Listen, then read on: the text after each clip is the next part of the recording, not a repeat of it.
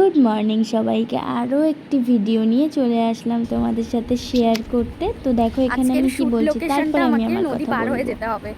এবার এতটা রাস্তা টোটো আসছে না, আমাদের গঙ্গা পর্যন্ত হেঁটে যেতে হবে, চাকদা গঙ্গা পর্যন্ত, তারপরে ওই পারে গিয়ে জিরাট। আর জিরাটেই আমার শ্যুটটা, একা একাই হেঁটে যেতে হচ্ছে, কি আর করা যাবে। কিন্তু অনেক দিন বাদে এই রাস্তাটায় আসলাম, এত ভালো লাগছে না, মানে খুব সুন্দর লাগছে, একদম নির্জন একটা পরিবেশ। তো শুনলে তো আমি কি বললাম, অনেক দিন পর এরকম নদী পথে কোথাও শুটে যাচ্ছি। আর দেখো জায়গাটা এত সুন্দর লাগছিল যেতে যেতে। অনেক দিন পর এরকম কোনো গ্রামের মধ্যে রাস্তা দিয়ে শুটে যাচ্ছিলাম। এসেই তো আমার হেয়ারটা ক্রিম্পিং করা হয়ে গেছে। আর আজকে জানো তো কারেন্টটা ভীষণ জ্বালাচ্ছিল। আর বাইরে বীভৎস বৃষ্টি পড়ছিল, তাই কিছু না পেয়ে কপালে হাত দিয়ে চিন্তা ভাবনা করছিলাম যে কখন শ্যুটটা হবে, কখন লুকটা ডান হবে। এই বলতে বলতে আমি তো ঘুমিয়েই পড়েছিলাম। ও মা, ঘুম থেকে উঠে দেখি দিদি আমার লুক ডান করে দিয়েছে। তারপরে খেয়ে নিয়েছিলাম।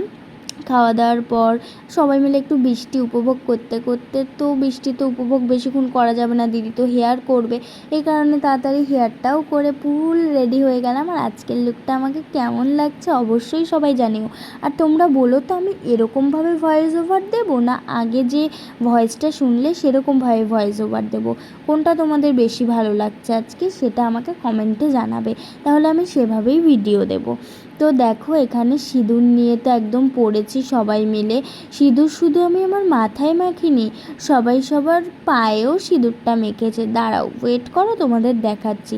তো আজকে শ্যুটটা ভীষণ মজা করে করেছি আমরা। আর এই দেখো আমাদের সবার পায়ের অবস্থা। আর দিদির অ্যাসিস্ট্যান্টরা সবাই ভীষণ হেল্পফুল ছিল আর ভীষণ মিষ্টি ছিল। সবাইকে টাটা বলে ফ্রেশ হয়ে বেরিয়ে গেছিলাম বাড়ি যাওয়ার উদ্দেশ্যে।